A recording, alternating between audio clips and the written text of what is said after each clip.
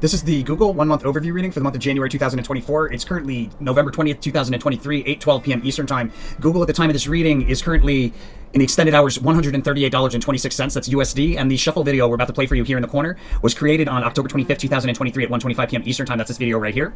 So the overall theme of behavior for Google in January is sideways fluidity. The two of swords on a scale of like a 1 month or larger is going to be price swings, sideways fluctuation with like equal amounts of up and down. So notable price swings. And that also kind of holds true to the story when we see the crossing card correlate to both the highest high and lowest low significators. The Princess of Swords indicating that there's a resistance level that's involved pretty prominently throughout the month of January. There's a resistance level that's involved, and there's a lot of price change involved around that resistance. The type of price change or chart behavior, I should say, that takes place or surrounding that resistance level allows for one to play both directions, either first bullish and then bearish, or vice versa. We'll see as we get into this reading in more detail which one of those it ends up being. Behavior around the highest high, we have sideways rotation near the high. We rise to meet the nearest resistance, and then we fall back down and continue rotating sideways along the same support. And then behavior around the low, there'll be overwhelming headwinds or significant sharp behavior, significantly bearish sharp behavior, and or overwhelming headwinds. Either way, in the face of that, we'll still move higher. So it'll be kind of like a surprising move to the upside out of the low. Before we go any further, guys, I want to make sure everybody's aware the whole purpose of the channel is to transmute some of the competitive energy of the stock market into goodwill. I was a Wall Street broker years ago. I found myself there, had a near-death experience while working on Wall Street, opened my eyes, my third eye wide open. I realized, hey, I don't belong here. I never did, even before the change. But the point is I was like, there's a reason for everything, because there really is. There's a reason for everything. My reason was, hey, I'm supposed to take some of this energy and transmute it into goodwill. So that's what we're doing here, guys. That's the whole purpose of the channel, is to transmute the competitive energy of the stock market into goodwill. And we do that by following the rule of karma, the unwritten rule of between the channel and the universe and the people utilizing the channel for profit. It's the rule of karma. You take 5% of all profits that you make from information on this channel, and you donate it forward to one of these charities. Just click here and donate. 5% of the profit should be donated back to the channel here at one of these links. It leaves you with 90%, way more than a stockbroker would leave you with. Make sure to spend that money out of love. As long as you follow those rules, that's the rule of karma for the channel. The universe is going to send it back to you tenfold for being an angel investor.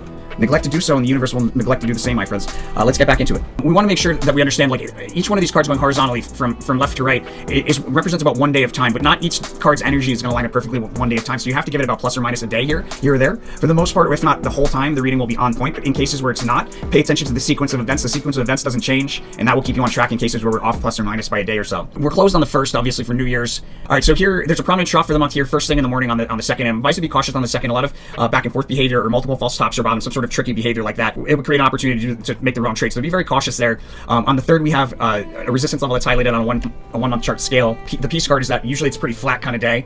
On the 4th, we have a failed attempt to break through key resistance followed by a decline through key support. It's the type of resistance that you expect to break through because previous chart behavior would lead you to believe, previous technicals would lead you to believe you're going to break through. So it's kind of like disappointing when you don't, and instead you decline through a key support level, taking us into a prominent trough again for the month there towards the end of the day on the 4th. On the 5th, we have a notable move higher out of a trough to a prominent peak or crest for the month, and then we revisit that crest or peak there again, that price level towards the end, the beginning of the day on the 8th most likely, and decline pretty notably into the 9th. There's a lot of trade opportunity there on the 8th and the 9th, even a day trade opportunity there, and we'll talk about that in more detail in the paid version.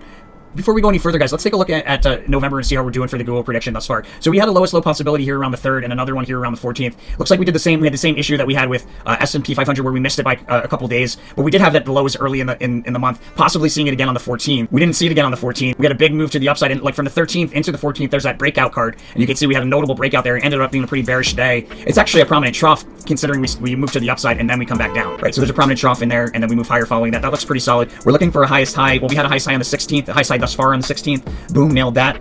And we most likely have a higher high thus far there on the 24th. Possible we see it again one more time towards the last week, but this is a pretty accurate reading thus far. And if you had the paid version and you were utilizing this to trade, you would have opened up a long position on the 3rd. So it would have been a little off as far as timing on the 1 day chart, but on the 3rd we would open up a long position, and that long position we would have held until the 10th. Boom, and that would have been a pretty solid trade. 130 to so $4. On the 16th, there's a trade from a trough early in the day. You could have done a day trade late in the day. That's definitely a day trade kind of day. Same thing the prior day on the 17th. We had this decline that ends with a fast sudden move higher, and there's a day trade opportunity. My God, this was a really accurate reading. Aside from missing the low by a couple of days, pretty solid reading, guys, especially the trades there. Decline on the 9th, opportunity there. There's probably even a day trade opportunity there. And then on the 10th, there is a important support level on like a 1 year chart scale minimum, and a trough at the end of the day that forms from a sharp decline. On the 11th, a pop and drop. Looks like we end up in a lower trough on the cusp of the 11th, 12th, and then a notable move to the upside to another prominent peak or crest on a 1 month chart there towards the end of the day on the 12th. On the 15th, we have off for Martin Luther King Day, and there's a notable decline on the 16th through multiple support levels continuing into the 17th. A day trade opportunity on the 17th. I'll talk about that in more detail in the paid version. A peak or crest, a prominent peak or crest on a 1 month chart scale, midday to early afternoon on the 17th. Rallying on the 18th, that offers opportunity. We'll talk about in the paid version. On the 19th, volatility and a sharp drop that stands out in that period of volatility. On the 22nd, we have 3 pokes through the same, what's usually a horizontal price level. It could be, in some cases, a bearish trend line, diagonal trend line, but 3 pokes through that same trend line followed by a sharp drop off of that 3rd poke. Trade opportunity on the 23rd in the midst of an overbought peak or crest that we sell off from pretty notably. I'll talk about it in more detail in the paid version. A rally into a key resistance level on the 24th, key resistance on a one chart scale, and we decline from that resistance with consecutively lower spikes up on the way down into the 25th. 25th is pretty mixed back and forth going on within a channel. On the 26th, we're rallying along a diagonal trend line, breaking through horizontal resistance to meet a second resistance, and then we pull back to somewhere between those 2 price levels. On the 29th, we have a notable decline to revisit a support level important on a 1-month chart that we visited recently once before. Hard to say where that resistance was visited though. Hard to say. Maybe on the 25th. Towards the end of the day on the 28th, we have a notable move higher to a peak. It won't be as high as some of the other peaks, but it'll be a notable move into it. And then on the 30th, we have a fast move higher in a 1-month chart scale, taking us to another peak or crest on a 1-month chart. Peak on the 31st that we have a notable sell-off from, and it's a peak, not a crest. A peak that we sell off from pretty notably early in the day on the 31st. Sneak preview for February is there's a prominent trough on a 1-year chart scale that's highlighted there in February. We also may have highs and lows, like prominent highs and lows there as well. It looks kind of mixed. We'll talk about that in more detail as we progress into the February reading. And that's Google for January 2024. Let me know what you think by hitting that like button. And thank you so much. As always, if you haven't done so, please subscribe. It really helps out the channel. And make sure to follow that rule of karma. You know where to go. You know what to do. Blessings to all my angel investors. Stay tuned if you got the paid version. I'll see you on the next one. All right, so the first thing we want to take a look at is here, guys, in January. So for S&P 500, we have highs and lows back and forth going on here between January and February, and we have high and low within close time proximity, or high and low within close time proximity to each other, as indicated here in early February. It's not that they'll both necessarily take place in early February, but what it's telling us is that they'll be within close time proximity. So it could be like we go from a low directly to a high within a short period of time, or vice versa, or both. You know, point being is that we want to be prepared for volatility in that regard. We'll also be coming out of retrograde towards the end of the month of January, so we should see a reversal of some kind. Okay, so guys, as far as highs, we see our first highs. Well, first off, we see our first lowest low on the second, early morning on the 2nd. Our first highs here on the 5th, and then again on the 8th. And then we go into lowest lows. Again, these might be lower price levels here. I think these are probably lower price levels than we see on the 2nd. So when I say lowest low here on the 2nd, it's lowest low thus far. 5th and the 8th, highest high thus far. And then I think we go into a lower low here on the 9th. In the midst of this decline, which might progress all the way into like the cusp of the 11th, 12th. I'd probably open up a partial long position here on the 9th. And then if we see a lower price level here on the cusp of the 11th, 12th, I would then add to that. What I'd be looking to do is close that at the end of the day on the 12th, or maybe even without waiting till the end of the day on the cusp of the 11th, 12th, you could close out in the midst of this pop and drop here. What you would look for on the 11th as an exit would be on a 1-day chart, a period of volatility that ends with a fast move higher, and that trade is going to be like around a rally that ends with a decline through multiple support levels. And then there's a couple of things you could do. You could do on the 4th.